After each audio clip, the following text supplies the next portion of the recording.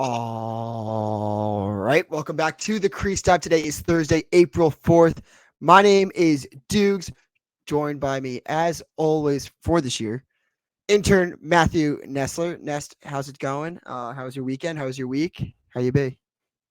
Pretty good. Easter weekend with the fam. Got to see a lot of the fam, which is always good. Got to see some of the original Cabrini boys this weekend. So chopped up some lacrosse, watched some good lacrosse, and now I get to recap it all with Mr. Doogs. So I can't complain here. How you feeling, Doogs? How was your weekend? It was great. Great little weekend. Nice little day on Saturday. Some great college basketball all around the board. Some losers, some winners. End of the weekend strong. No complaints. Some good games in the little college across world. It's really starting to heat up. I mean, once like this week kind of ends, it's in full force. Like you're kind of looking at like the final month. I think is so fun. Like Yeah. rolling into like conference tournaments, rolling in like this is one of my favorite times of the year. It's time to lock in on those Saturdays. You finally get like the full ESPN slots. It's almost like college across in our world kind of takes over. I don't like the MLB. The Red Sox aren't good. I don't watch baseball, so I mean I'll have a beer at City Field any day of the fucking week. Fuck the Yankees, but I just truly love this time of year. I say it every year. I feel like, but it's the time of year. This weekend, not this weekend, shitty weather, but like next weekend when it's 69 degrees out, perfect weather, and you just get the 69. TV out, TV outside, a little white trash like pregame, drinking with the boys, having like the extension cords going, and just setting up shop, watching lacrosse. Nothing better. But yeah, great weekend. I'm Yeah. excited for the games this weekend. Some great games last night. As we're recording this, it's Wednesday, April 3rd. But yeah, I guess we'll just hop into things. Anything stand out to you this weekend, Ness, that you would love to talk about first? You steal this one. One thing that stood out to me the most was we got a game-winning goalie goal from one of the top programs in the nation in a massive tilt.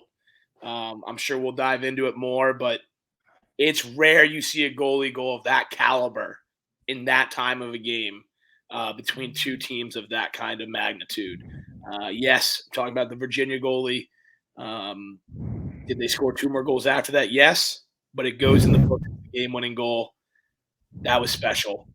As a goalie, I am obsessed with goalie goals. A lot of them can be trash, they're late in games. Maybe you're maybe you're beating up on a team, but to see a guy go coast to coast, on a Saturday, um, just in that game when they were losing by that much, it brought a big smile to my face. So shout out Matthew Nunes.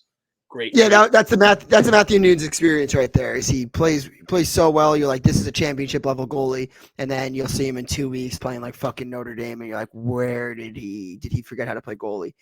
It's a wild roller coaster ride. It's tough to be a Matthew Nunes guy sometimes. If you just stick yourself to being a Matthew Nunes guy, the roller coasters up and downs that you'll see throughout a year is crazy. But what a moment, what a goal, what a game for the kid. I mean, seriously, Yeah, I think I've said this maybe on this podcast 5 times. He shut up the haters, and then I become a hater once again. But he's a guy that I do root for. Seeing that goal as like a goalie that always used to take it up the field, try to score, get us some assists. Love to see it. I hate how they call that a game-winning goal. It's not. There's 5 minutes left. yeah, No, yeah. no, no, no, no, no. I'm not even gonna let this slip by. It's the biggest fucking horse. It's the biggest crock of shit of all time. It's not a game-winning goal. It's not like you're like I'd say a game-winning goal has to be a minute 30 or less. But what if? Well, Even that's just I'm not even gonna lie. A minute 30 is like almost too much for me as well. Like what if? Go ahead. you give them like an 80-second shot clock. Anything over an 80-second shot clock should not count as a game-winning goal. What if Virginia hadn't scored again the rest of the game and that game ends Doesn't 11? matter. That's still not a game winner. No.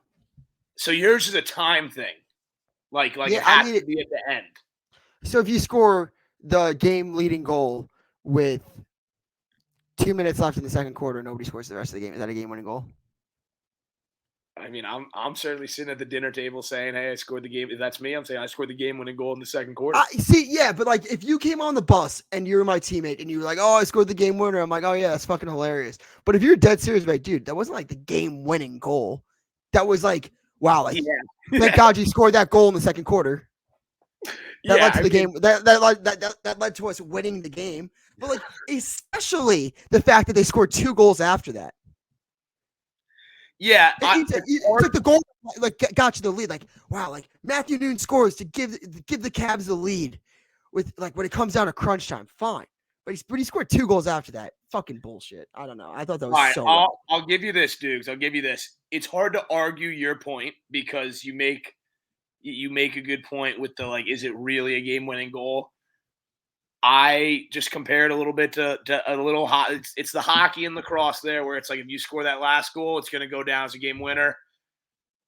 I'll keep saying it, and now I know if I say it, that goal. No. Hockey. Okay, let's talk about this then, because hockey is like I think that you could say in like soccer and hockey, where it's like you average less than 6 goals a game. It's like 6 or less right now.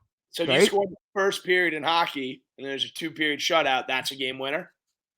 I would respect that more than a sport where you average like 17 goals a game. Yeah. I get it. It's hard to argue with you. I'm not like you. I know because I'm making too much sense. I know. Whatever. I know. I'm with.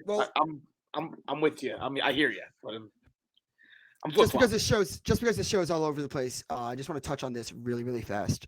In the PLL news, probably like the only real PLL news. Bill Tierney, head coach of the Water Dogs, the Philly Water Dogs. What do you think of the hire?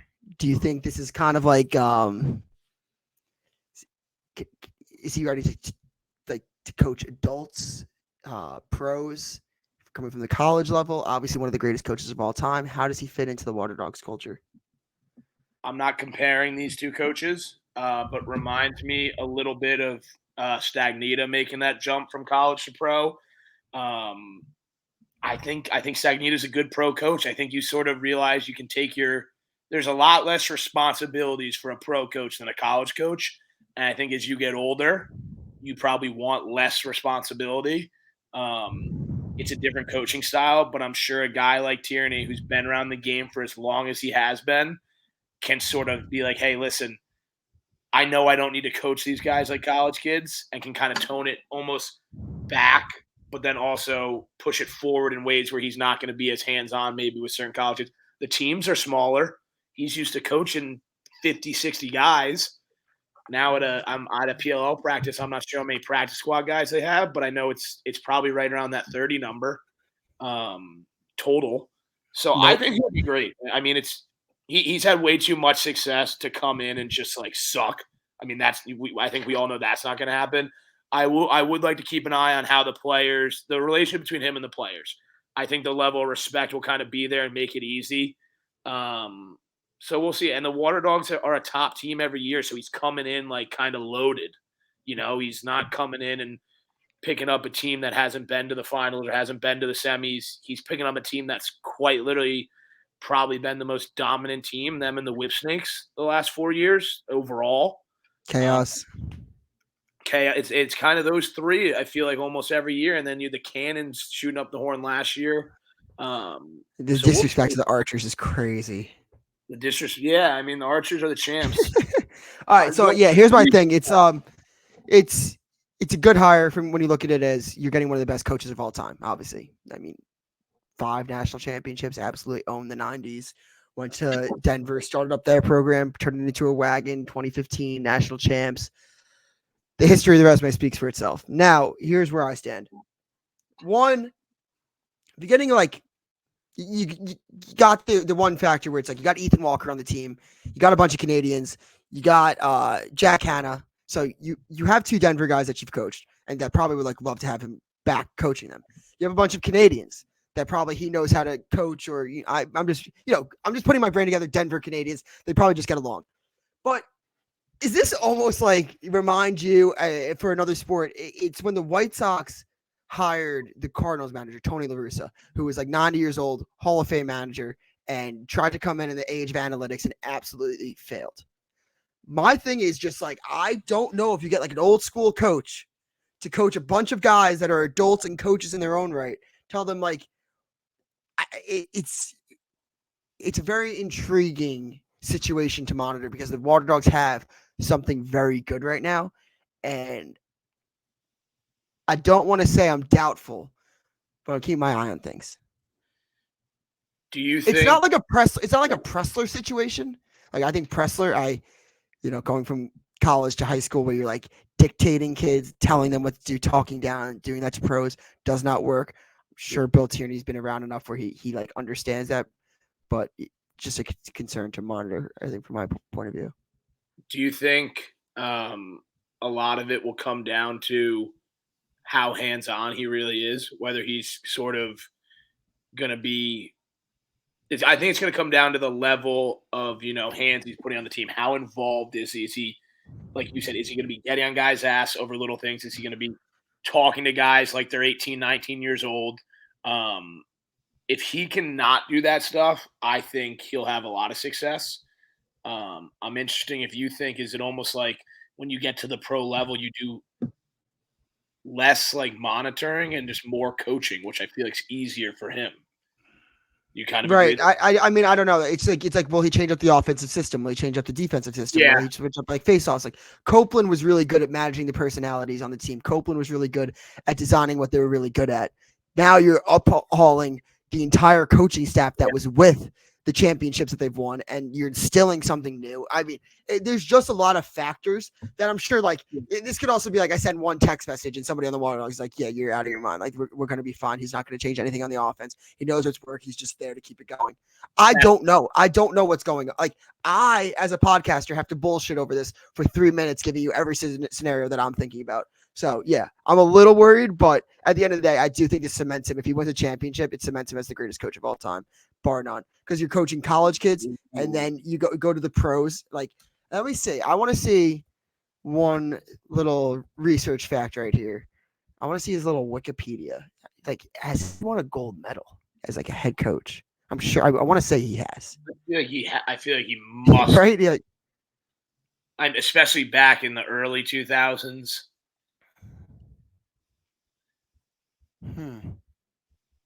Wow. Yeah, I don't know if he has. As a head, has he been part of the coaching staff, but he wasn't the head, or has he not been a part of any? I don't think he's okay. 2010 national championship. He played on a national championship team at Cortland State, so he won a national championship. U.S. Men's National. In 1998, Tierney coached the U.S. Men's National Team to the International Lacrosse Federation World Championship. So he did, but it wasn't like. I guess that counts. We'll count it. Count it and one. All right, then he's got one. He's chasing one more. Yeah. Just a quick tidbit on the Tierney family. Ryan Tierney, PLL player. I know he remembers this. 8th grade, Matthew Nessler got him ejected from a tournament, not kicked out of the game, ejected from the tournament. He baseball swung, hit me in the nuts because we were chirping a little bit. Didn't hurt at all. What team were you on? This was a club team. I was leading edge. I think he was coming from Long Island. I think he grew up in Long Island. Yeah, I was on his team. I was on that team. I can't believe that was you. I remember that moment like vividly. You were on that team? It was down in Pennsylvania at Episcopal. Yeah. I flopped. He definitely took a massive shot at my nuts, but I've told this. Dude, I remember that vividly. That's crazy. Yeah, no, that was me. And Kirsty was the other goalie. We waxed these hilarious. Guys. No, maybe it wasn't. Maybe it was before. I mean, I remember he did that one time. Maybe it was 7th grade. The only reason I really remember is because of his uncle Bill Tierney, and they were like, "That's Bill Tierney's nephew," and we were so young. I was like, "Oh, like the coach at Denver, blah blah." And like I didn't know how much of a legend Tierney was at the time, but as I got older and he went pro, I was like, "That's the dude who hit me in the nuts." Yeah, if it was 7th grade, we played together. We played together from 2nd to 7th. And then it might have been 7th or 8th, but I'm going to say you definitely didn't beat us. No, we totally did. But yeah, what team was it? Raiders.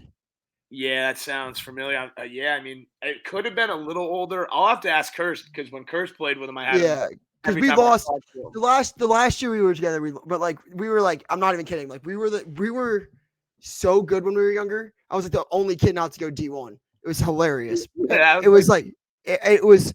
We won every single game. Like we didn't lose for the first like 2 years we played together, yeah, and then the last year it crumbled, but not that was crumbled. like We still leading made it. edge. We sent like 16, 17 kids D1. Like me Yeah, and a couple of my buddies went D3, and we were just like the outlaws on the team, like the FedEx of the group. that's hilarious. Yeah, I think I kind of remember that. That's hilarious. We'll double check. Yeah, it might have been. I mean, I definitely think that he did that. Great guy though. Good guy, great guy. Have it. Great guy. All right, let's get into a little bit of what happened over the weekend. Speaking of cursed, Cornell comeback win last night against Syracuse. Big one. Kirsty game winner. Got anything to add to that? I mean, this is your time. I just said cursed. It's like you say Voldemort, Voldemort shows up. You say cursed, Matthew Nessler shows up. So what's going on? Just to be clear, still a Spalina podcast. Shout out Joey Spalina. Up on. Cursed. He shows up when his team needs him. He's your guy's guy. Goes right to the goalie to celebrate. I think he went 5-1, 5 goals and assists. That Cornell team can score. I say it every time we talk about Cornell. I didn't catch the beginning of the game. I believe Cornell switched goalies. Am I correct there? I actually didn't. I caught just the second half. I didn't even notice. I'm like 99% sure. Yeah, it looks like yeah. I'm gonna go if when I look at this that the guy that let up 14 goals and had 6 saves, I think he's the one that probably got benched. Yeah, no, that is for sure the guy got benched. That second. And then I'm gonna say the guy Wyatt Nuss, the guy that had 8 saves and 3 goals against with 73% save percentage. That's the guy that helped them win the game. That's my take. That's badass as hell. Coming off the bench like that.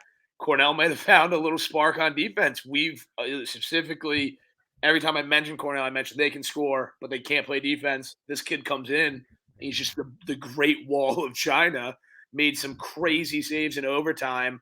So shout out Kersey, shout out Cornell. That was one of the most fun games I've seen in a long time. Like most excited I've been watching outside of Cabrini. So thank you to those boys. Yeah, that was, people were calling it the game of the year.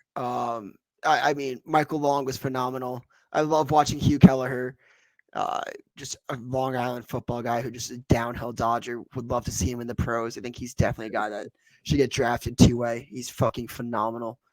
What year is he? He's a senior. Yeah, he's a senior. He's fucking great. Michael Long, CJ Kurz, great guys. My guy Staub, the Garden City 3 turnovers. I thought he had a goal last night. Thought he played very well.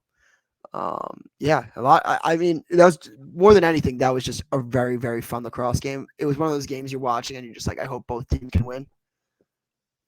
Yeah, I don't like rooting against Syracuse. I just feel like Spalina gets so much shit, and I love being on the other end of that. I think he's just nasty, and people complain too much. So I like rooting for Syracuse. I like that the Fogo from Cuse, he's the D3 guy, lights it up every game. Basically, it's hard for me to root against Curse. And I responsibly bet on DraftKings money line plus 195. So yeah, I love Cuse is I think they're actually just one of these teams that you're gonna look at their record. If you're one of those fans that doesn't tune in all the time, right away, you're gonna just be like, oh, they're not that good. Look at their record. Obviously Notre Dame, blah blah blah is better.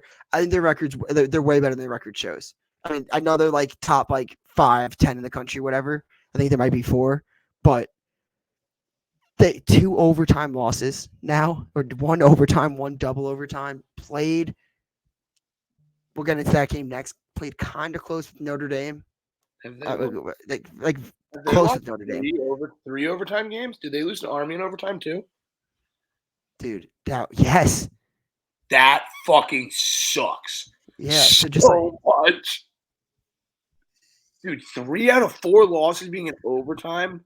That's got to be infuriating for the Cuse boys. Yeah, and Notre Dame, I just think it's just better. I don't know. I agree. I think we're all. You played. Syracuse played as best as they could against Notre Dame. It's just What are we fucking doing? Giving out wins for like moral victories now at Syracuse? If you want a moral victory, like sure, chalk it up as a W, but like Notre Dame fucking owns Syracuse. Now, the boogeymen, Liam Entenmann and Pat Cav graduate this year, and I know Syracuse fans have got to be happy, but yeah. I think one of the most unsung heroes, one of my favorite players in the country to watch right now is Christian Muley. Just an absolute disher. I think he's one of the most unsung heroes, one of the unsung heroes for that Syracuse team. And like obviously you have everybody else that like Hiltz, Michael Leo, Finn Thompson, the transfers. He's the Lehigh. Yeah. And then you have Sam English, Jake Stevens. I mean, I really, really, really, really, really, really like the Syracuse team. Just like, do I think? Yeah, I don't know. I'm talking myself into them a little bit the more I go on with this podcast. I do think they can make a run this year. I think so. I think Spallina's playing off the charts. I think he's finally growing into himself. I think that's a Waratons that anyone's to grab right now. And I think a dark horse. I saw somebody throw this out there. I completely agree. I'm so happy that people are talking about it. And I'll start the campaign. Liam Entenmann to Wharton. I would love to hop on the train. I'll be on it. Fuck it. It's just never gonna happen. It's such bullshit. It's like it could. Let me lay it out for you. All right, hit me. If he's the best player on the best team, and he has less than 9 goals against average, and there's a narrative started by people like me and you, like it's a narrative. Like it's not like Brennan is like a runaway at this point. It's not like Pat Cav is, because Pat Cav's role on the team has been like more of a facilitator. You look into people. What if Curse averages 5 a game the rest of the year? Sure, but like, what if fucking Owen Duffy on UNC, who's like averages 5 points? That's a little different because you've said that UNC is trash this year, and I don't think Cornell's done enough to be trash. They just aren't as good as we thought. Saying like if it's just a numbers game, it's not like there's a one clear, like Schellenberg's not a clear person right now. Pat Cav, not a clear person. There's no clear. I agree. Brandau is like on the outside looking in. You want a dark horse, Liam Entenmann. If it's the best player, they go back to back. I think that there's a route. I couldn't agree more with that take. Do you know when the Touraton gets voted on or anything like that? Like after the championship the whole season. It's one of like it's one of I think they take into account the tournament because it's always like I think Steele Stanwyck basically won it because of the tournament. Well then, really yeah. I mean, I agree. I think everything you said. If he averages the low goals, they win. He's again the best player on the best team. If Notre Dame goes back to back, what about if he does all that and they don't go back to back? Is it considered washed, or does he have to win the Natty again? I think he has to win the Natty. Okay. My issue here is I think goalies get treated like if you look at the NFL, like star receivers and running backs, and that the attackmen are quarterbacks. When was the last time a midfielder won it? Probably fucking – I think I saw something like absurd about like 12 of the last 14, or maybe it was the last 12 out of 12. Yeah, because I mean, like – that's it. I mean, I literally don't know. This is insane. Max Siebold. What's up? How long ago was that? Max, 2009, Cornell. That's so long ago. It's dead. If a midfielder can't get it and a defenseman can't get it, I think it's almost harder for a goalie to get it because like goalies just don't get their flowers. 4 midfielders won in the first 10 years. So are midfielders basically just running backs? Yes, dude. We should. That's a great narrative to push. Yeah, I think all the dirty work and just and like now like D middies are like stealing midfielder shine. Yeah, just like the third down running back stealing the running back shine. Yeah, I would say D middies get more love than offensive middies without a doubt. D midi is also, I will say, it's like it's the hardest position. It's the one. 100%. But it's the one position on the field where your job is just like get beat. But like get beat here, like to these spots on the field, so like we can give you ready to slide. But yes, then that's a small part of it. But then the elite guys, like they'll lock your fucking shit up, and it's like, dude, when you have a guy in your team that you don't need to slide to as a shorty, It's like adding a fifth pole. That's shout out Cabrini, shout out Dayton. But I mean, yeah, if you're looking at like not Division One short stick D middies, you could like count on like exactly what you said. Like you might take a less athletic guy that's a short stick D midi for like a D3 program, T2, whatever, and like all right, get beat here. But like when you see some of these short stick D middies, like I just looked up. He's had a pro day today. Trevor Yabokody, who played for like he's a Garden City kid, played at Brown. It's like he'd be up all the way at the fucking midfield line on the guy's hip, not get beat. Nobody had a fucking slide. It's like Jesus Christ. He just retired. Warner, like it's the same thing. Like you didn't have to think about sliding to him. It's like that's insane to me. And like the calls, turnovers, and just the body positioning. I think short 60 minute for my. I agree. And let's get one thing clear. There'll be no short stick slander, D midi short slander anywhere around this podcast. You're not allowed to pick any quotes, anything. We are like the biggest short stick guys going here. Dude, I've played every single position.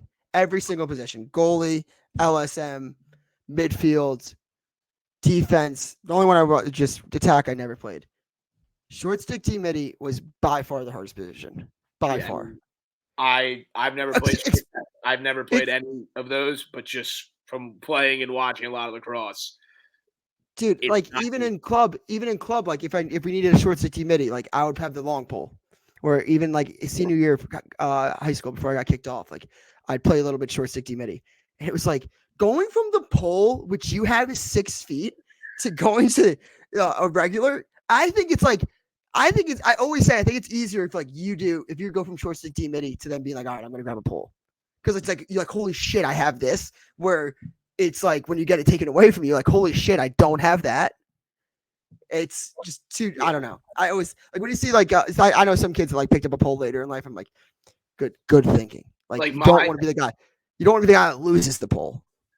Yeah, my D3 and D1 friends, acquaintances are all the D middies are by far the most athletic. Like they're all the best. Oh like, yeah, dude. Athletic. And like you always think like you always say the joke like, oh, like you're like an offensive guy that can't shoot. It's like, dude, like it might be like, kind of true they don't have the best shot, but like they're also just like they're never like skinny like outcast dudes. They're fast, strong sickos, and I think that maybe they do. I don't know who deserves more shine, them or I think the D ladies have the proper amount of shine. And let me say this, and also I'll go off this. Also, a lot of the midfielders now, like offensively, like yeah, there's some game changers in my head, like especially at the pro level. But some of this, like some midfielders, like you could just be like if you're like not the top midfielder on your team or like top 2, right? Like you're like the third, second line midfielder or whatever. Sometimes your job is just to draw the defense, to draw the slide. Like you're like, I just got to split. Like it's not even like you're like known for having your shot. It's just like start the offense, get it. Yeah, just start getting start getting them moving. Like so, it's almost to some extent like if I'm Bubba Fairman, right? And he played like he was the number 1 recruit. What if that was just his role at Maryland? Or it's like, or you could go be a badass motherfucker on the short stick D midi line and just be a fucking hoss. I'm like, make me a fucking hoss. I think dog. I think like that's way cooler than me to be like, oh, I'm an offensive midi. Like I just have to like draw the slide. Like fuck that. Like if I'm on the top dog who's like ripping it like left to right split, like fuck that. I want to be like the dog. Dude, D middies are also just like you said, they're dogs. Like you play so much fucking more, I feel like, as a top 1 or 2 D midi than you do. Because even the top 3 middies, offensive middies, you're gonna come out at least a few times a game. And like that's not even if you're not tired. Like, you're gonna rotate. D middies don't rotate unless they're like fucking dying. Like you're gonna put your best 2 D middies out there every chance you get. You'll have a third ready to go, but it's not like you're running 2 D mids, 2 D mids, 2 D mid. In most teams, it's like usually a 3-man, if not like 2-man, and then the other ready. Yeah, and like Maryland infamously like has like Maryland's like the one that always comes to mind, like where they just like infamously have like 5 guys ready to go, and you're like, the national like their undefeated season the other year, it's like all like I think I want to say 4 on PLL rosters right now, like that's Higgins, Alex Smith, Bubba, DeMeo. Bubba's such a Mac D midi too because he was so good at offense. Yeah, I feel like I'm forgetting one. He might be one of the most skilled D middies, I think, of the sicko bunch because Bubba Fairman was like he was obviously Roman really Puglisi. fucking good for a reason. I was like, for him to play D middies, one, a testament to him being like, yeah, like I want to be a dog, and two, Yeah. it's like when he gets the ball, you're like, oh fuck. Yeah, I mean, he's just like he's your classic two-way midi at this point. Like he's perfect for the PLL game. That's why like a lot of these kids, if they want to go pro, like being good at defense, being good like Yeah, the Water Dogs carry 4 or 5 short yeah, stick D middies. So I mean, yep, that's being Scarf. good, yeah. So just then Dude, staying on the field obviously does you more. just out of Let's curiosity, Dukes, you got kicked off your lacrosse team. Is that an off the like podcast thing we talk about, or you kind of glazed over that? I think I've talked about it before. So Okay. we don't like yeah. Yeah, we don't need to dive in. I just like you said it, and I was like, I didn't know you got kicked off your team, like you couldn't play anymore. Are you able to go back and watch games, or what's the deal there? Yeah. We were playing like Bridgewater Road and like some of us was like 18 dumb, like smoked like carts, and yeah, a couple of us got kicked off like pretty early into the season. So that kind of ended my lacrosse. Career. Yeah. Until you get back up. Yeah, until I did club. But like yeah, I didn't like just stupid mistake, learn from it. Was like awful, but yeah, we don't really have to dive into that. You All know, right. all the best players get in a wee bit of trouble every now and then, including Ness. Yeah. All right. So going off the Syracuse thing, on another note, going off the Syracuse loss, yeah, they lost to Notre Dame, which we kind of touched on. But let's talk about this. We're talking about UNC, freshly on the hot seat. Owen Duffy's playing well. Young team. They lose 13-12 to Army. What are your thoughts on in this situation that's brewing? Like, are we ready to say like I don't know. I can't call. I can't call for his head. I feel like there's got to be. We have to be yin and yang here. I can't just coattail everything Dukes does. Again, I ride 90%, but this is going to fall into my 10. I think he's going to stay. And, I might even start being a guy to push that he should stay. That team's young. Don't blow it up yet. I think they're underperforming at the senior levels, whether it's grads, transfers, seniors, juniors. I think they have some really special freshmen. I think you give the head coach at least 1 to 2 more years. If they underperform, you got to bring in a new guy for those guys, junior or senior class. So I'm officially on the UNC one more. However, they're playing like donkey shit, and Army is just a team you can't let stay in the game. They're going to sneak away wins. Shout out the troops. So UNC, you keep getting kind of rolled, but I'm not going to say to fire coach. Dukes might. I'm not. Yeah, I don't know necessarily if Army's that good right now. I mean, they're winning, which you'd rather win than lose. But They get by. yeah, they can play. They can win some games. I just don't know if there's like dominant as like the number 1 team with the chatter that was coming into the season. Yeah. North Carolina, yeah, I'm definitely still on like the Freshy, not great. Back-to-back losses. High Point, Army. Wins. Your wins are Mercer, Fairfield, a great Penn win, and you got Hofstra, Wagner, Stony Brook. How many losses are tacked on there? 6-4. 1 good win against Penn. How do you finish the year? Let me tell you.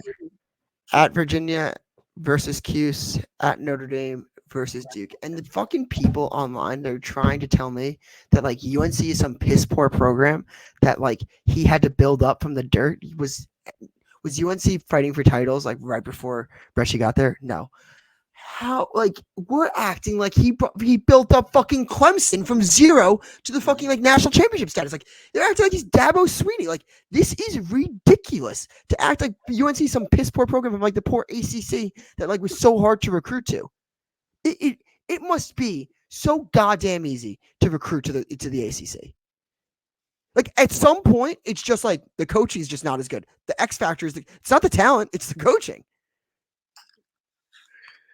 Yeah. Tell me I'm wrong. It's Corrigan's a better coach. Danowski's a better coach. Dukes. Lawrence is a better coach. I'm with you on a lot of your points. I just have to stand where I stand, but I just think it's funny your accuracy and your passion when you talk about the UNC program is funny. I'm not. Dude, this isn't a personal thing.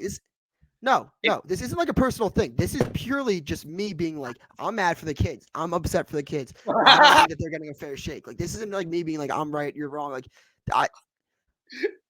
I think they suck. I think he's walked. I think the game passed him by.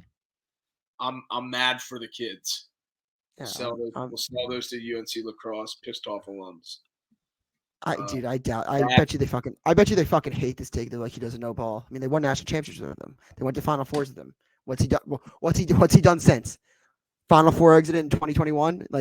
Good year in 2020 where he brought back everybody in 2021. Ass. Yeah. All right.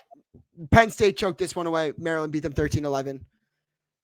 I saw the goalie, Frakian, snap the cross over his head.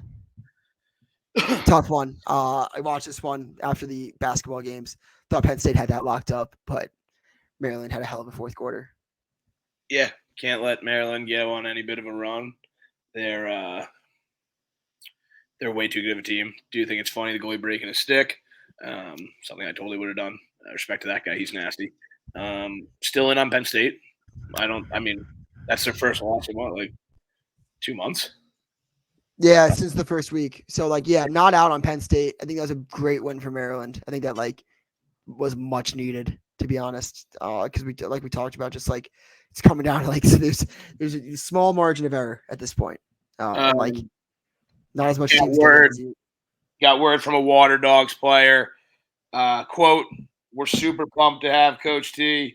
They knew about 3 minutes into the interview that he was going to be the guy." Dope. Heard it here first. Crease Dive exclusive. Breaking news from the Crease Dive desk of Nestler and Doogs. All right. Let me see what other games we're going to talk about here. Yeah, I thought Virginia Harvard was a class. I thought Harvard hung in there. Looked like an awesome environment. Obviously Virginia got it done at the end. Matthew Nunes had a hell of a game. Touched on that. Penn. How about Cornell? I missed this game. I saw the box score, but how about Penn or Cornell going to two double overtime games, basically back to back? Ooh, I just noticed that. I'm looking at it right here. That's funny. Yeah, I didn't catch that game. I'm sure if somebody watched it though, they would tell you that it was fun. Yeah. The goalies, by the way, the kid who started. Oh, I saw it. Okay. Yeah. The Penn kid agreed with Evan Malloy. The Penn kid celebration was so ass. What did he do? Just ran. I hate the run and What about the Kirsty run to your goalie? I like that. The dead sprint to your tendy dog, then the dog piles on him. Yeah, I respect that. Yeah, I like that. But the Cornell goalie, they've been flip-flopping. So the kid who came in the second half against Cuse actually was their starter earlier in the year, had been taken out of a couple games. I guess they didn't start him against Cuse. They brought him back in, and he's the hero. So shout out to that guy. Yeah, that's a cool story. That's badass as hell. Damn, that's really cool. All right, let's you want to do fuck, marry, kill? I know you had this. You wanted to do something with this, so you want to go first? Yeah. This is second edition of Fuck, Marry, Kill on the Crease Dive. This one's specific for Doogs. You can spin zone it to yourselves. Doogs, you got a fuck, marry, kill. Garden City lacrosse program, club lacrosse at the college level, or our beloved Crease Dive. Fuck, marry, kill. Go ahead, Doogs.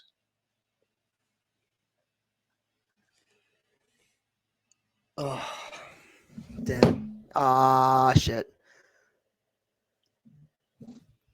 Silence. This is tough. This is tough.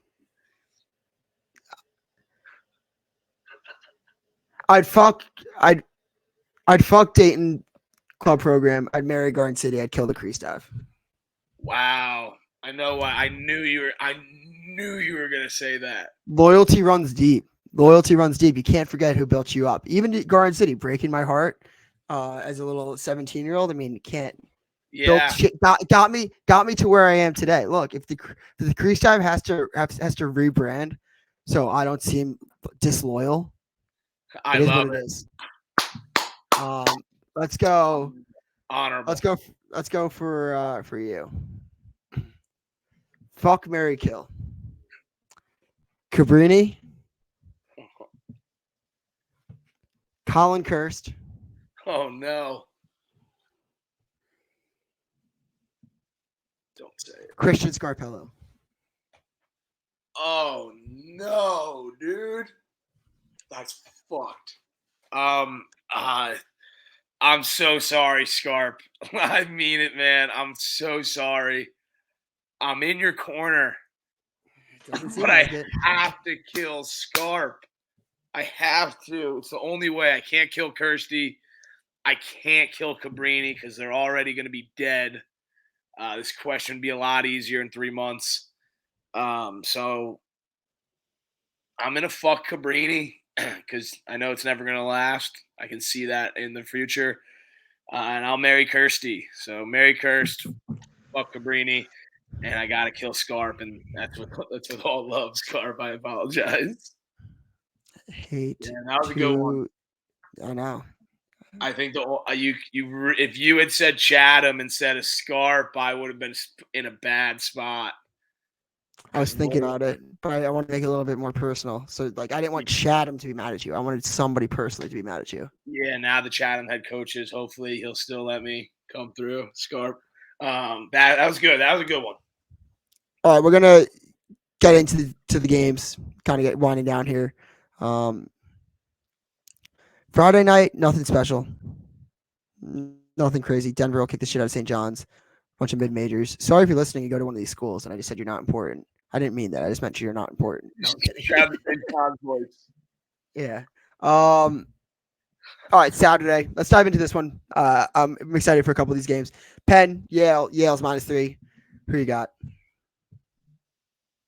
Over unders 25.5. Yeah. I'm thinking Penn in this. I'm thinking Penn in this one. Penn +3.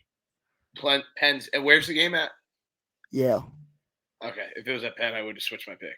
Yeah, I think Penn keeps this close. I think Yale's a wagon. I think Brandau's an absolute stud. Impresses me. I've been higher than Yale, so it is what it is. Legacy bet here. This is almost like a YDKB bet. North Carolina, Virginia -5. Oh my God, dude! You got to put your money where your mouth is responsibly on DraftKings and take Virginia there. Give me UNC to keep it close. A little devil's advocate. I think UNC covered last week. I think they were underdogs. Yeah, I'm taking Virginia -5. Putting my money where my mouth is. That's like a set an alarm and make sure you get that bet in. Type of Virginia would own North Carolina when they were good. Now that they're ass, give me Virginia. Okay. Ohio State at Maryland. Maryland -4. Give me Maryland. Why not? With the points. Give me Ohio State. Why not? With the points. They're ass. I tend to agree with you, and I usually fade Ohio State, but in this one, it's like more so like I don't think Maryland's 4 goals better than Ohio State. That's fair. And anyone from Ohio State who hears this, like I don't think you're ass. You're just playing like ass. Yeah. It's all in the square. Seems a little personal. Yeah, I think it's time for Ohio State just to keep it close. They don't have to win, just keep it close. Providence +4.5 against Villanova. Lock that in for me. We don't even have to talk about it. Lock that in for me. Just to be clear, Providence play of the weekend last weekend +8.5. Never doubt. Shout out the Friars. That was badass. I think while we're on it, I think Brown covered for us. So shout out Larkin Kemp. Yeah, here's some good ones. We're getting to the heavy ones now. Penn State Hopkins. Hopkins -1.5. Who you got in that one? I love Penn State +1.5. Hopkins. Love Penn State +1.5. Now this can be personal for this week. I like that. Love Penn State. Because you're back on Hopkins, but I know there's some like underlying like you were out on him for so long. Like, are you really back on Hopkins? Love Penn State. I love it. Bounce back game. Give me Penn State. Give me Penn fucking State. Oh, it's at Homewood. The band's not going to be playing much. Let me see if I just any games I missed without lines.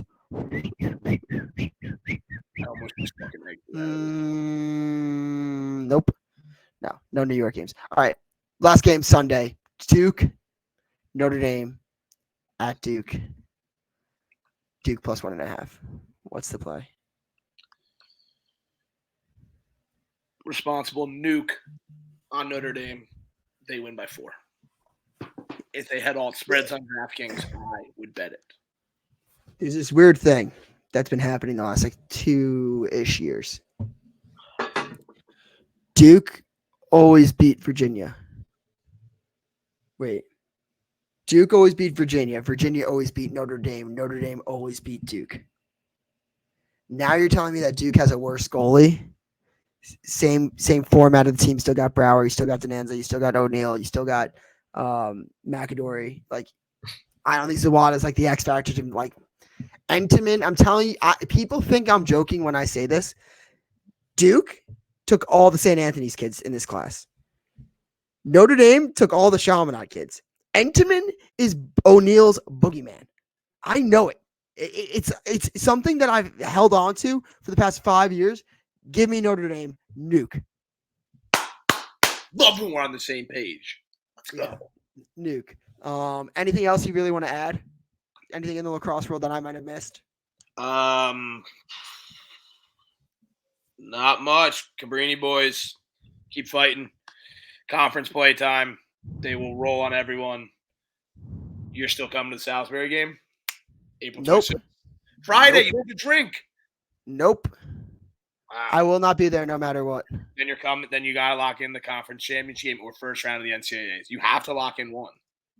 Okay, that I can. Are they gonna be a home game? The conference championship is definitely at Cabrini. After April? It is May 4th. Let me see. Let me see when April 4th is. May 4th. May 4th. Saturday. I might be away, but if I'm not, I will 100% be there. When's the first round of the NCAAs? May 11th, but that one we might have to travel for. Probably down to Salisbury. I could be there. I could maybe be there. I need you. I need you for one of those. All right. I'll try to be there. All right. I'm not going April 26th. That's really it for me. If we want to wrap it up, I can bang out a curse of the week. Yeah, wait. I wanted to just talk. I wanted to hit something that. Oh, just the Cam Spencer talk. I mean, it's a classic. It's a classic time of year where I should have hit you with one of the. We should have talked about this. The chatter in the NCAA tournament about oh, did you know that Cam Spencer's brother actually was won the Heisman of lacrosse? That chatter is so fucking nauseating. If you're watching the Final Four this weekend and somebody brings up that like Cam Spencer played lacrosse, get the stiffest drink you can and chug it, and just keep chugging it, and just keep chugging it, and just keep chugging it. It's if it was a fake, I'll put out a fake line. It's -1,000. But Ness, end the show with the curse of the week. Yeah, baby, we're back. Curse of the week, presented by the Crease Dive, brought to you by Universal Lacrosse. Get your shirts, be the best. Here we go. This week's honorable mention. We're keeping it easy. Matthew Nunes. I mean, he had the rare triple save. Whoa. Rare triple save. Goalie game-winning goal. So shout out to Virginia. Tendy, A lot of Curse of the Weeks out of Virginia boys recently. So those boys are feeling it. Still the fake Cavaliers, real Cavaliers. Another honorable mention. We got Wyatt Nost, the Maryland keeper. Comes in and plays hero ball. Goes like 76%. Cornell comes roaring back. Beats Cuse. Shout out Kirsty for the game-winning goal. And he just brought back Mr. Nost, Tendy from Cornell, second half Tendy. Brings back his first ever honorable mention, Curse of the Week. This is a long one. Last honorable mention, Jake Pizzino, however you say your name, the Albany long stick midi. Can't get you off my timeline. All he does is score goals. Scored from like 40 yards out this weekend, Dukes. I'm not sure if you saw it. It was a piss missile. Didn't change planes for a second. Honorable mention, Curse of the Week. And for this week's winner, let's wrap it up. CJ, cursed. Let's go. He brings back another official Curse of the Week. I got your extra small here, CJ. We got every size in the books. Hit the weight room. Great win. Way to go get your goalie. Watch out for Cornell. If they can lock it in on D, that's the team you're going to see making a run the tournament. Congratulations. Curse of the Week. I love the Crease dive. Dukes is coming to a Cabrini game. This place rules. Lacrosse podcast. That's a wrap. Woo! All right, follow us everywhere on social. Subscribe, like, follow, do all that jazz. We'd really appreciate it. And we'll see you next time. Thanks, guys, for tuning in. Love you guys.